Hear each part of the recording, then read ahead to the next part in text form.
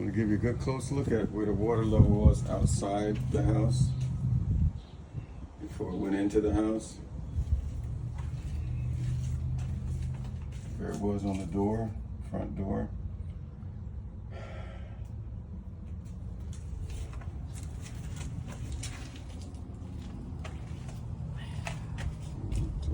We would need 50 sandbags to stack up against this front door to keep water from getting in the house. Yeah.